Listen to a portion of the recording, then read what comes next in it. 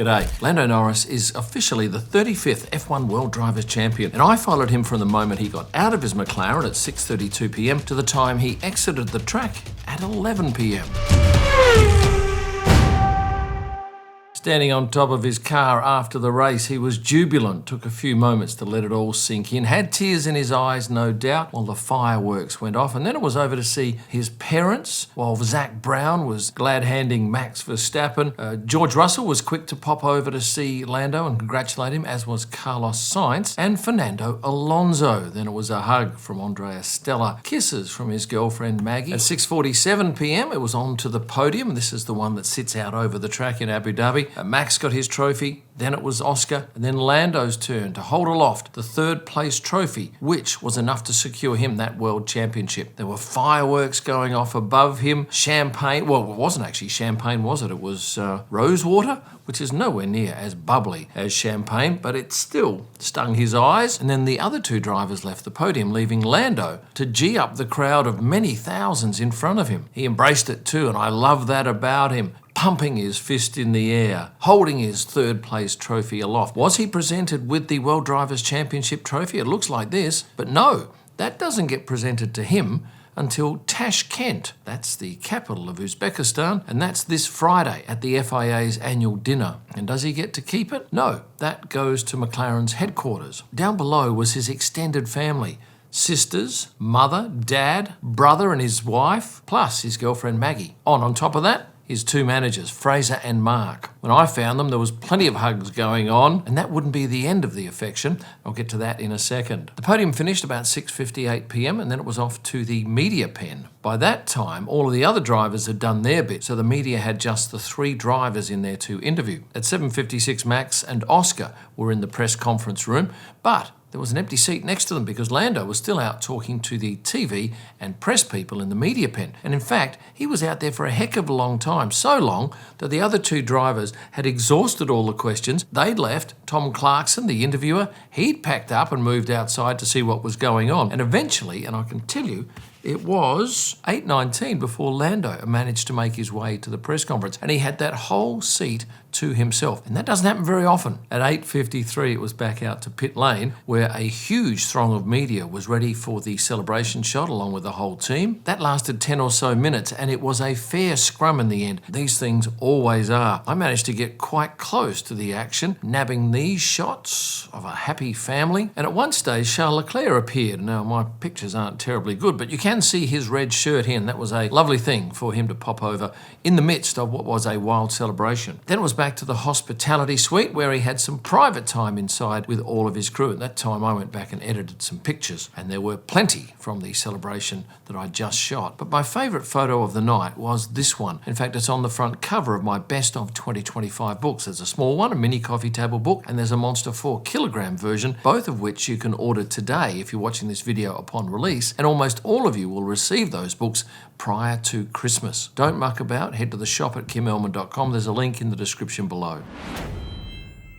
The celebration finished just after 9 p.m. Then it was back to the hospitality suite, where he had some private time with his family and crew before he left the track at 11 p.m. But I want to go back to pre-race. I observed Lando sitting on this stool with headphones on and a range of different emotions. And I then asked one of the crew what were they listening to, and he said, well, that was actually Will Joseph's address. This is Will. Will is Lando's race engineer. He delivered a rather entertaining and inspiring address, which had Lando smiling at the end of it. And going back even earlier in the day, this was the group photo for all the 20 F1 drivers, and before it actually got underway, Fernando Alonso was in fine spirits, giving the top three contenders for the title a neck massage. And then, when the 17 non-contenders were on the flatbed truck, he then proceeded to drip water over those three contenders when they walked underneath him. In fact, he was in fine spirits jogging back, I'm talking Fernando here, in fine spirits jogging back to the track, and after the race was even happier given that he scored a 6th place finish. One fellow who was also pretty happy today was Valtteri Botas. He finished up with Mercedes as a year of reserve driving. I took these pictures at about 8 p.m, but he still had 4 more hours of his contract to work through because he officially doesn't become a Cadillac driver until he finishes at Mercedes, which is at midnight, Sunday night, here, local time, after which he can then go to work for Cadillac. And still on Valtteri, he was in a playful mood today, while a couple of the teams were doing their group photos in pit lane, one of which was Mercedes. He decided he'd sprawl himself out in front of the two drivers. And then a little later on, he walked through the shot while the Aston Martin team were doing their group photo. I like Valtteri, and if you've never met him, I think you would like him too. A very dry sense of humour. Now, I mentioned that Lando had all of his family there to help him celebrate. But were Oscar Piastri's family there? Well, they were, yes. But there was quite a drama involved in getting them in. In particular, it was Nicole, his mum, Nicole's partner Tim, and his three sisters. They weren't coming, but then about a week prior, Oscar said, look, I'd like you to come. But unfortunately, each driver only gets 2, what we call green passes, and he'd allocated those. So he needed another 5. Unfortunately, McLaren had run out of all their passes, and so it was then pumped over to FOM, Formula One Management, but they couldn't help. But in the end, it was the FIA that came to their rescue with these passes. And despite the fact that Oscar didn't win, the Piastri family was certainly happy to be there, as these pictures will attest. So what's next for Lando? Well, I mentioned before he's going to the presentation where he picks up his trophy, the World Drivers' Championship trophy in Tashkent. That's on Friday, after which he's then going skiing. And next year, is he likely to go back-to-back? Very difficult to tell, isn't it? Because we have little idea how each team's car is going to perform. It's a brand new set of regulations, and I think it'll be one of the most exciting seasons we'll have. Who do I think is the next World Drivers' Champion? I think it might be George Russell. I'll know in a year. Other things. Lewis Hamilton came in dressed in a rather interesting outfit today. Of course, he has had a shocking season. One of the worst on record. In fact, did I read somewhere that no Ferrari driver has gone out of qualifying in Q1 3 races in a row? I'll stand corrected in the comments, but I think I'm right. Yannick Sinner was in today too, the tennis player. He was chatting with George Russell and Toto Wolff for a bit today. He had his girlfriend, Leila Hasanovic, with him. Now, you might recognise Leila, because indeed she is not a stranger to the paddock, having gone out with Mick Schumacher. Other celebrities in today. Ronaldinho, dressed colourfully. He was a guest of Sauber and was presented with a couple of football jerseys. This one in particular from Sao Paulo, and this Messi jersey. And before I forget, what were you paying for food here at the Abu Dhabi Grand Prix? Chicken nuggets and 2 types of salty chips from Potatoes, $19. Margarita pizza from Sliced, $16. And all of this food is located in the main fan zone behind the pit straight grandstand. A workaholic fried chicken burger, $12, but they go up to $22 for the Talkmaster. A pulled chicken melt, $12, and a gelato for dessert, $13.50. Drinks-wise, soft drinks, $5.50. A Red Bull or a smoothie, $8, and there's a free water station nearby. Spirits, $16 for a single, $24 for a double shot, and a pint of Heineken is $16.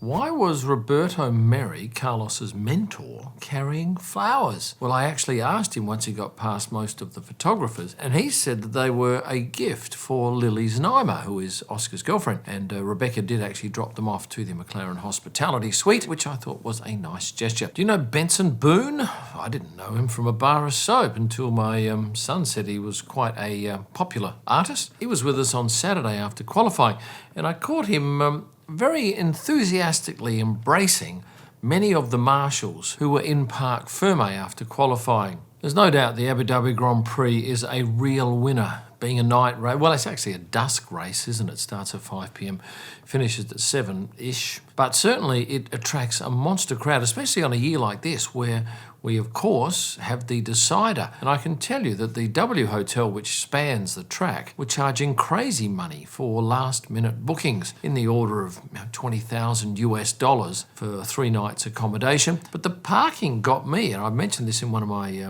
reels. This is equivalent to about $640 for the day rate and well over $700 for the night rate.